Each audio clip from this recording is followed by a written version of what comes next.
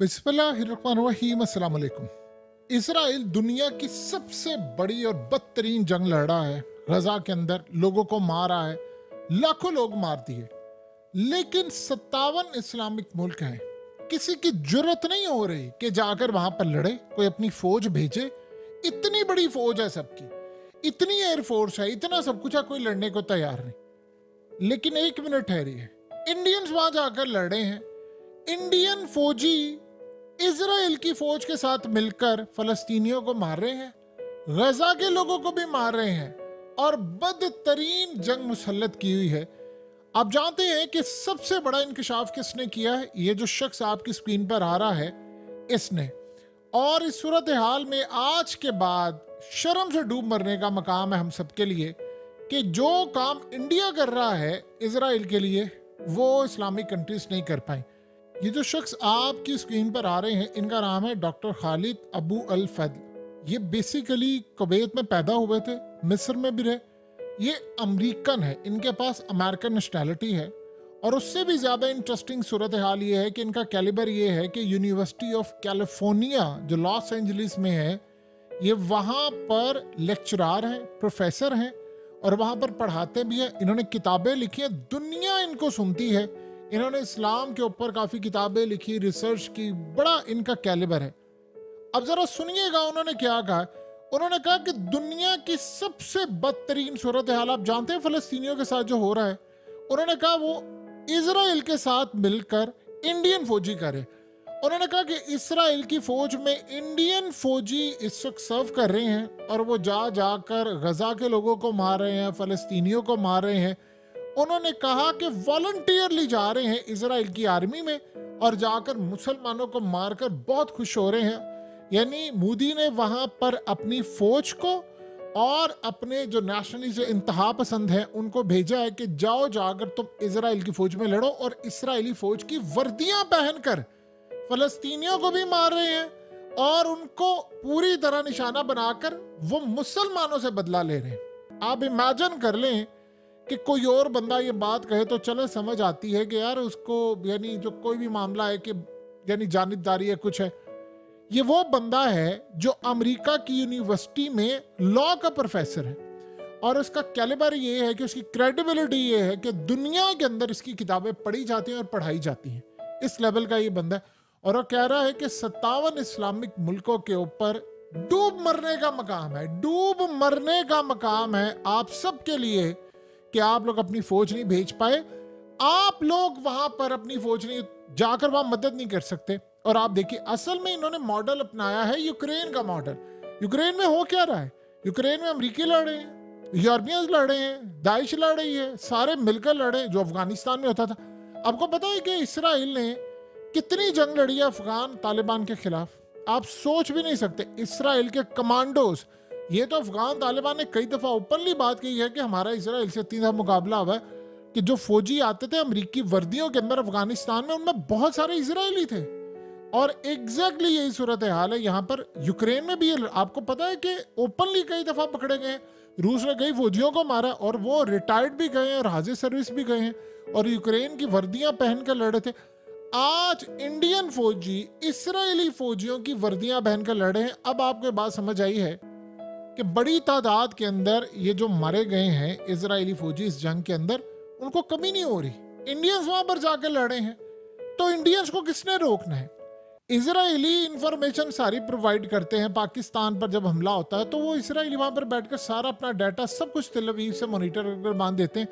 तो आप अंदाजा करें, उन्होंने कश्मीर वाला मॉडल रखा हुआ है, ये इजराइल से ही कॉपी करके उन्होंने किया था ना सारा। तो इस सूरत हाल में आप जरा अंदाजा लगा सकते हैं कि वहां पर लड़े हैं। तो अगर इंडिया वहां पर जाकर लड़ सकते तो यार बाकी क्यों नहीं जाकर कर सकते? आप कम से कम बचा तो सकते हैं ना। यानी 57 मुल्क बताएं कि हमारे तो आपस में ये जगह भी मुकद्दस हमारी, ये सब कुछ हमारा, ये सारी हम तो नहीं। कहा गया है हदीस में बड़ा क्लियरली कि मुसलमान जो है वो तो एक जान है, यानी एक जिस्म का सारे एक जान है। एक जिस्म के एक हिस्से को दर्द होता है, बाकी को होता है। ये नहीं जा रहे। आप बता दें इंडिया का क्या इसराइलियों से ताल्लुक है? कोई आप हिस्ट्री जाकर उठाकर देख लें, कोई हिस्टोरिकल बैकग्राउंड आपको मिलता है इनका? कोई इनके आपस के? वो तो बिल्कुल ही है। देखिए वो बिल्कुल अलग तरह से सोचे रखते हैं, ये अलग तरह की सोचे रखते हैं, लेकिन लड़ाई कर रहे हैं ना, और जिनका सब कुछ है वो लड़ नहीं रहे। क्यों? अमेरिका से इतना डर लगा हुआ है। इजराइल ने अमेरिका को रखा इसलिए हुआ है कि तुम ये काम करो कि जाकर। आज आप जानते हैं क्या सूरत हाल हुई है?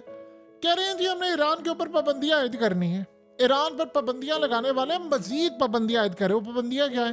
पहले ही लगी हुई है। अब तो एयरलाइंस को कहा है कि आपने ईरान के रूट नहीं लेना, जो मर्जी हो जाए, ब्रिटिश से लेकर, और बहुत सारी पाबंदियां ये लगाने वाले।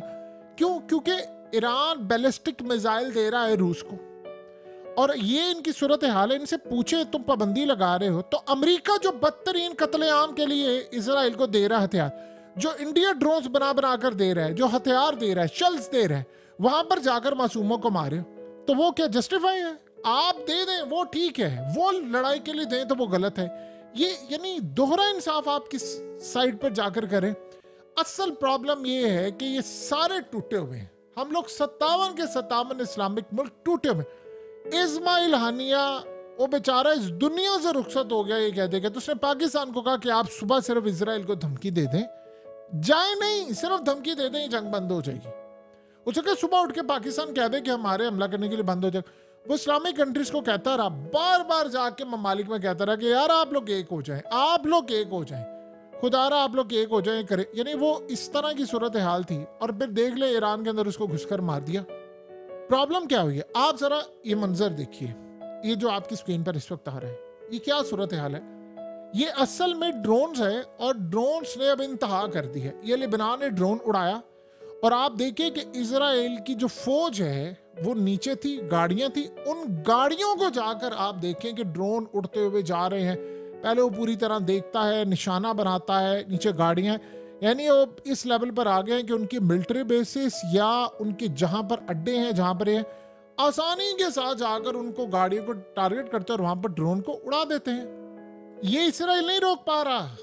अभी ये सिर्फ लिबनान की सूरत हाल है कि वो यहां से नहीं इसको रोक पा रहे। वो कह रहे हैं कि इनके जो छोटे छोटे ड्रोन हैं इन्होंने तबाही मचा दी, इसलिए तो इजराइल पूरी तरह लड़ने को तैयार। अब ये मसला हो रहा है कि इजराइल की वर्दियों के अंदर, यानी फौजियों की वर्दियों में इंडियंस भी वहां पर हैं, वो भी मारे जा रहे हैं बड़ी तादाद के अंदर। लेकिन कमी उनको नहीं है कि इंडिया की आबादी बहुत ज्यादा है, बहुत बड़ी तादाद के अंदर है, वो जा रहे हैं, वो सप्लाई करें, खाली उन्होंने मजदूर नहीं भेजे। और इससे भी ज्यादा इंटरेस्टिंग सूरत हाल है, ये जो लाखों के हिसाब से इंडियंस गए हुए हैं गजा में और बाकी जगहों पर। आपको पता है गजा और यानी जो वेस्ट बैंक है, वहां से मजदूरी के लिए लेबर जो थी वो वहां से आती थी। ये खाली लेबर नहीं गई है, उन्होंने अपने फौजी भी भेजे हैं। अब ये प्रोफेसर उठकर सारे दुनिया के सामने कह रहा है, और आपको पता है इंडियंस ने क्या उसको कहा? उन्होंने इस बंदे को कहा है कि ये असल में बड़ा ही मुतनाज़ा शख्स है।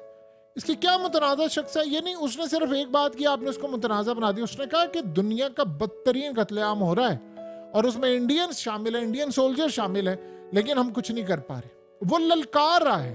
अब बताएं कि उसका क्या, उसको अमेरिका की यानी नेशनैलिटी मिली हुई है, प्रोफेसर है यूनिवर्सिटी के अंदर, उसके बात करने की क्या जरूरत है? लेकिन वो आपको जगा रहा है और बता रहा है।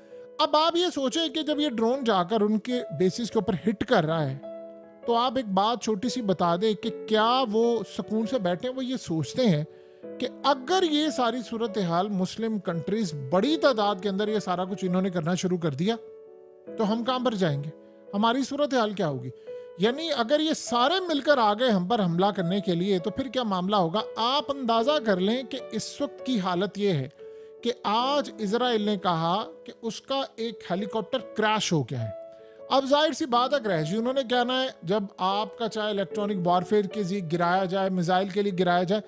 अब वो कह रहे हैं जी हेलीकॉप्टर आसमान से होता होता नीचे बिल्कुल आकर क्रैश हुआ। आप बताएं इतनी ऊपर जाकर क्रैश हो, तो कहते हैं जी हमारे 2-3 बंदे ही मरे, पायलट मरा, साथ एक आधा, तो 8-10 जो है वो हमने, जो फौजी थे वो हमने अस्पताल में पहुंचा दिए हैं, यानी वो शदीद जख्मी है। इतनी ऊपर से गिरे तो कुछ भी नहीं बचता, वो सिर्फ अगले जहां ही अब मुलाकात होती है। तो आप इस सारी सूरत हाल में बता दें, ये भी नहीं किसी को पता कि उसमें जो मरने वाले हैं वो इंडियन थे या नहीं थे। यानी वो वहां पर एक टेक्नोलॉजी का इस्तेमाल करके खुद मार रहे हैं, उनको गिरा रहे हैं, या जैसे भी सूरत हाल हो रही है, कहते हैं जी क्रैश हुआ है। सवाल वही बॉटम लाइन है, अगर आप बताइए इतने कितने लाख लोग इजराइल ने मारे? अमेरिका ने अपनी 33% नेवी सराउंड कर दी है पूरे इजराइल के। एक यमन अकेला खड़ा हुआ है, यमन सिर्फ अकेला मुल्क है, अकेला। समंदरों के अंदर उन्होंने सारी सुपर पावर्स को शिकस्त दे दी, अकेला। और ये पूरा वर्ल्ड कह रहा है, इनके अखबारात भरे हुए हैं। वो जाते हैं, शिप तबाह करते हैं। 10 ड्रोन इस वक्त गिरा चुके हैं वो अमेरिका के MQ-9 पर। बताएं कौन सा ऐसा मुल्क है जिसने अभी तक ये कारनामा अंजाम दी? सोचे 2-4 मुल्क अगर खड़े हो जाएं ये तो जंग ही खत्म हो जाए। लेकिन मसला सारा ये है कि करे कौन, क्यों नहीं कह रहे, धमकी तक भी नहीं दे रहे। ये सूरत हाल है। वो जा रहे हैं इंडियंस, वो जहां से मर्जी जाकर ये काम करे, फलाना करे, लेकिन इनको कोई परवाह नहीं। हथियार भी जा रहे हैं, सब कुछ जा रहा है। ईरान दे रहा है अगर रूस को तो उस पर पाबंदियां, इंडिया दे, इजराइल को कोई पाबंदी नहीं, अमेरिका धड़ाधड़ दे, कोई पाबंदी नहीं। जबकि अमेरिका और इजराइल पूरी तरह मिलकर क्या करे सबको पता। और इंडिया के जो हथियार ड्रोन जा रहे हैं उससे लाखों लोग मारे गए। और ये इतराफ किसने किए? पूरा वर्ल्ड, यूनाइटेड नेशन सारे कह रहे हैं कि इजराइल जिम्मेदार है। लेकिन वहां लड़ने के लिए कोई फौज नहीं भेजेगा, कोई एयरफोर्स नहीं, कोई मिसाइल नहीं भेजेगा। किसका डर है? अल्लाह का डर है? नहीं, डर किसी और का।